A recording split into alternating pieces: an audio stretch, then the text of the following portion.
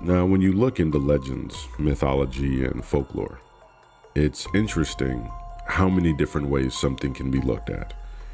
Now, generally, you can take one topic and trace it back to a specific geographic location or a generalized area. For these, this is a little bit different now. These have been around as long as man has been around. There have been legends everywhere from Europe to North America, South America, all over the world. These are the legends of the little people. Now, we've looked into giants, and we're going to continue to look into them. But this is very intriguing because there's so many different types. So let's start on our search for the little people, and we're going to speak of those who resided in the Pedro Mountains.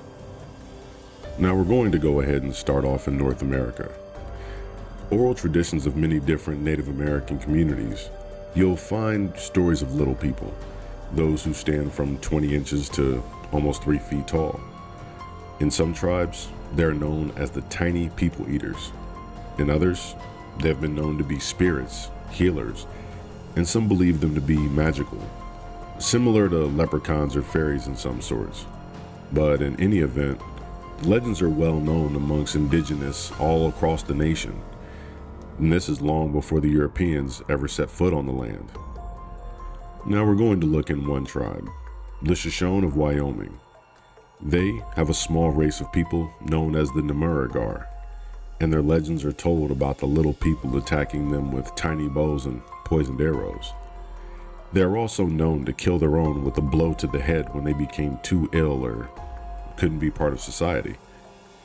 Now, though many believe these little people to be only the stuff of legends, several discoveries point to the contrary, the most significant of which is a 14-inch form mummy found in 1932 called the Pedro Mountains Mummy.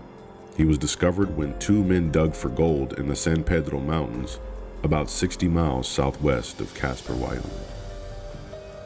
The story goes, after continually working a rich vein and running into only more and more rock, Cecil Mann and Frank Carr used dynamite to blast a section of the mountainside to get to the gold.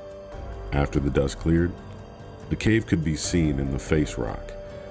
The small cavern, about 15 feet long, 4 feet high, and sealed off from the outside world by a thick wall of rock. As the men entered the cave, they were surprised to see small, pygmy-looking men sitting cross-legged upon a ledge. The tiny mummy could have only been about 6.5 inches tall when seated, and an estimated 14 inches tall in standing position. Its skin was brown and wrinkled, its forehead low and flat. Features displayed a flat nose, heavy-lipped eyes, and a very wide mouth with thin lips. The face looked like an old man. It was so well preserved its fingernails could still be seen on its hands. And on the top of its head it was covered in a dark jelly-like substance that was pliable. The two prospectors took their find to Casper, Wyoming, and in no time, scientists came from all over the nation to have a look at the mummy. Well, sure that it was a hoax, extensive tests were performed when the professionals assumed it was pierced together with taxidermy work. However, the anthropologists would soon be surprised to see that the X-rays displayed a perfectly formed man-like skull. The test also showed that the mummy had been killed extremely violently, as its spine was damaged and its collarbone broken, and a heavy blow smashed the skull. Now, here's where it gets a little bit disturbing. That soft substance at the top of the head we spoke of earlier? Yeah, that was exposed brain tissue and congealed blood. After the tests were completed, the scientists estimated that the mummy was a full-grown adult who was approximately 65 years old at the time of death. One odd finding was that the teeth were overly pointed, and they had complete sets of canines. The examinations were allegedly performed by the American Museum of Natural History and certified genuine by the Anthropology Department of Harvard University. However, alternate reports also say that when University of Wyoming examined the mummy, the body that was found, it was a deceased child. The mummy was eventually displayed in sideshows for years before it became purchased by a Casper businessman named Ivan T. Goodman. But here's the weird part. When Goodman died in 1950, the mummy passed into hands of Leonard Walder, a New York businessman. Very interesting. But he died in the 80s. And ever since then, it has not been seen publicly and its whereabouts are completely unknown. So, for something they said was possibly a hoax, seems like it was a cover-up to me. Now, other skeletons of little people have been said to be found all over other areas of the U.S. Now, there are very many near Coshocton County, Ohio. A burial ground was reportedly discovered that contained numerous remains of a pygmy race of people about 3 feet tall. And in 1876, another ancient graveyard was documented. This one was in Coffee County, Tennessee. The reports indicated that the cemetery covered an entire 6 acres, and it held remains of thousands of dwarf-like people. Though the little mummy has been lost in history, it continues to be a scientific curiosity, and to many, only the stuff of legends. Allegedly, the Pedro Mountains mummy brought bad luck to those who possessed it, and many indigenous continue to warn people and tell them to be aware of the tiny people eaters who are still said to live in the mountains and high places throughout this country. Okay, now that was the first tale. Those were the little man-eaters, more aggressive. But there were other tribes of little people also. This next one is the Makai-Wasug. They call them the little people also. Let's dive into their story a little bit. The rocks of Mohegan Hill are home to the Makai-Wasug, or the little people. After nightfall, the call can be heard and the signals of their arrival. Now, these are good spirits, but the Mohegans know that they are to be treated with the utmost respect according to tradition. It is important to leave baskets of food such as corn cakes and berries, or even meats in the woods for them, wearing moccasin flowers for shoes. They give little gifts at night. In fact, the Makai-Wasug means whip poor will moccasins. Now, don't forget, they do have their own rules of etiquette.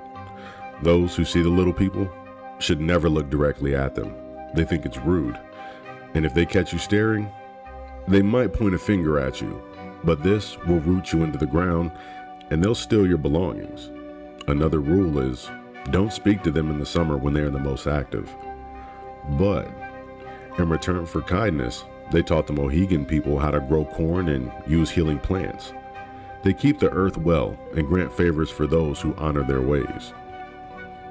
Unfortunately, when the English settlers came and disrupted the traditional ways of the Mohegan life, many forgot to help the Makai-Wasug.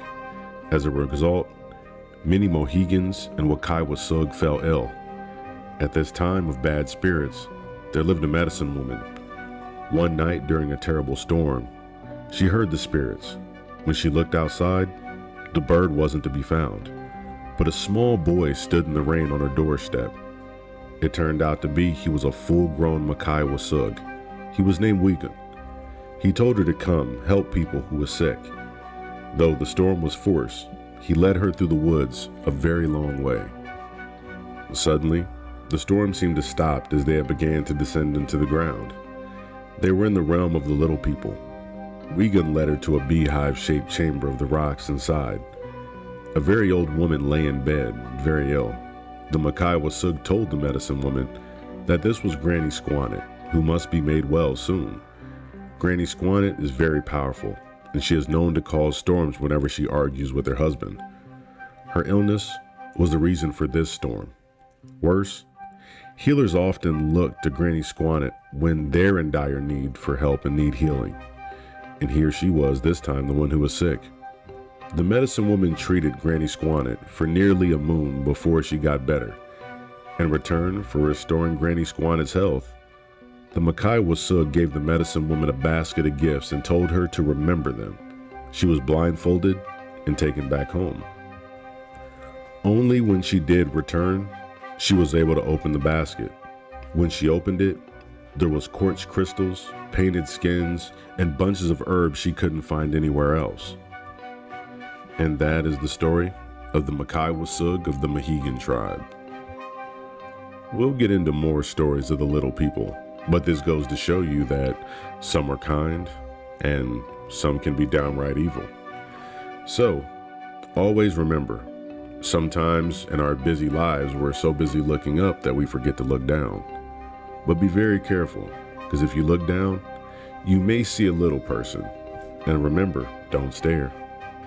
Be on the lookout, because they're all over the world, so we will be doing more stories of the little people, just as well as the giants.